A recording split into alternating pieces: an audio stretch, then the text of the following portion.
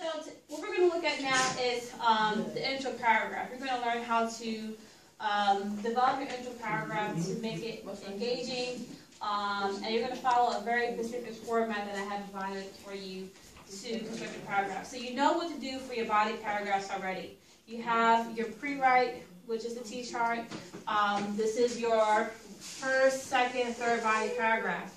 But you're probably thinking, what are we going to do? How do you write the intro paragraph? Well, first thing you need to know is that your intro paragraph should have the hook, background information, and your thesis. Okay? Don't worry about taking notes. You'll get these notes in a minute. Okay. Now, the hook is an important part of your essay. Okay?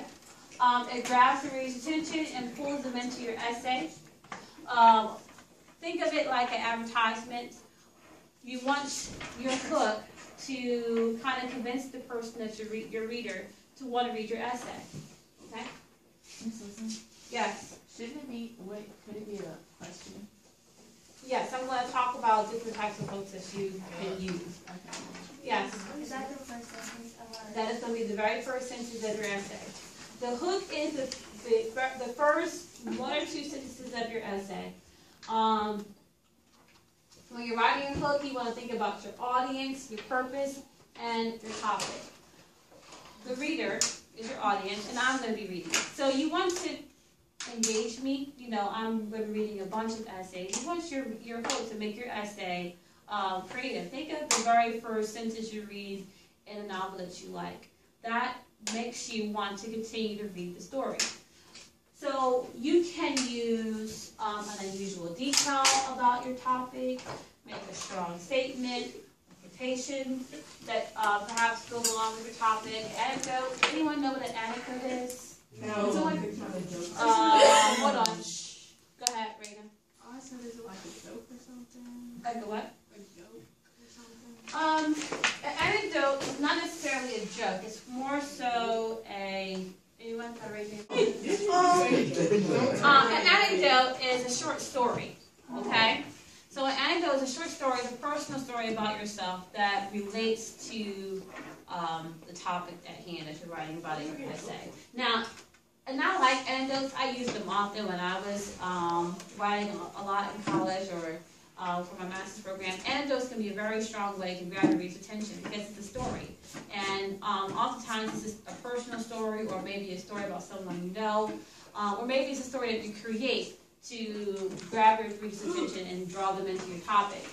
But remember, the focus is on that it's short, so it should not extend any more than, for your 5-paragraph essay, it should be no more than 4 sentences for your intro paragraph. If it starts to get to be a paragraph in and of itself, 8 sentences, 2 paragraphs, that's too much. Make it concise. If you can't make it concise, then just eliminate it and come up with a different hook. You can use a statistic or a fact that'll help your argument and or help you prove your topic.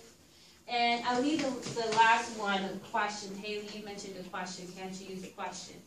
I'm going to urge that you do not use a question, only because that's something that you were probably taught in middle school as a way to start your essays. And there's nothing wrong with it. However, I find that students simplify those questions too much. So these are the type of questions that I've seen in the past that I thought were not effective and really provoking any thoughts from your reader. So these are the hooks that I've seen, and I'm going to urge you to stay away from them. Have you ever read Romeo and Juliet? Have you ever been in love? Do you like Shakespeare? Do you believe in love at first sight? These are all yes or no questions, and when you ask a question as your hook, that question is meant to be thought-provoking, rhetorical, making your readers think, so that when they get to your topic and what your thesis is, they can see how it all lines up. It's very clear. Now, if you must use a question, like I said, it should be a thought-provoking question, not just a yes or no. So but I thought those questions would bring in the reader to think about your like you'll bring them into the story, cook them, isn't it? Yeah, but I mean, let's say, what if they never read Romeo and Juliet before? They're just going to say no. Okay, bye. I'm done with that. You want to grab your audience. You want to make them interested and your topic, and you're not going to do that with something as simple as these sort of questions. Now, some questions make your please. Some questions will make your reader think. So, for example, you might ask, what is the real difference between lust and love? How can you tell when someone is truly in love or when they're just in lust?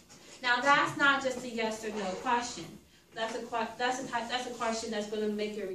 So I have an example. Oh, I thought I had an example of an intro paragraph. Hold on.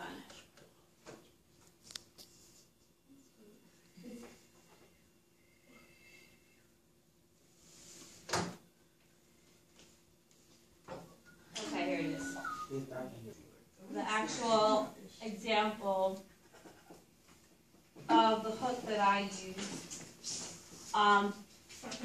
for my intro paragraph. So when you are given responsibility to care for someone, that is a position of trust. That's a statement. And that statement is going to lead into what my thesis is. Now let me go back to the background information. Once you have set up your hook, and you have you have the hook that you would like, the next thing you're going to do in your intro paragraph for this essay is to introduce some background information about the play. So introduce the play and give a small synopsis that leads to your thesis. What is a synopsis? Summary. A summary. It's a small summary of the play that you've read. So begin your background with, and I want everyone to do this, and Shakespeare's play Romeo and Juliet. So your first sentence or two is the hook, and then the very next thing you're going to write is in Shakespeare's play. And the reason why you're doing that, because after you have set up the hook, you want to let them know what play you're talking about. So you have to mention it. In Shakespeare's play, Romeo and Juliet, and then you start giving some main ideas about what happened in the story. Now, you're not going to write a whole paragraph about the summary or the plot summary of Romeo and Juliet. In my example, I'll show you how I use my... Can that be like 2 sentences, or does it have...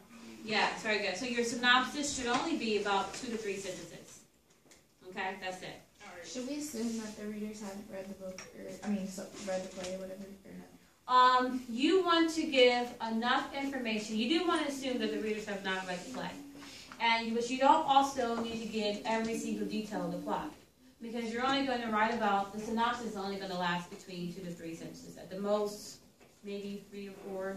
But you want to keep it concise, and so I always say 2 to 3. And I'll show you how I do that, which will lead me into my thesis. Last time we talked about the thesis statement, so I'm just reiterating. It's the topic plus your opinion, and for this essay, it's the 2 main arguments. Now, before, when we did the pro and con T-chart, I said 3 main arguments. The reason why I say 2 now is because your third body paragraph is going to be a counter-argument paragraph, and you don't need to address the counter-argument in your thesis. On the thesis, you only talk about your stance. Does that make sense? Yeah. Everyone clear on that? So your key part is 1 is argument, 2 is argument, and then 3 is the counter argument. Jalen. Can you have a counter argument from whatever we did last time? Yes. So that is your thesis. Now look at my example. So I shared with you my statement, okay? I'm talking about trust because I'm working on prompt 2, and I see that the nurse is responsible for their deaths. So when you are given responsibility to care for someone, that is a position of trust. In Shakespeare's Romeo and Juliet, 2 star-crossed lovers fall for each other and attempt to spend the rest of their lives together. However, their plans did not work out because of secrets that were kept from their family members. In the play, Juliet's family held the nurse in a position of trust. So this is my synopsis here. Did I talk about the festival that the Romeo and his friends crashed? No. Did I mention about Romeo going to the balcony? Did I mention I didn't even mention their deaths.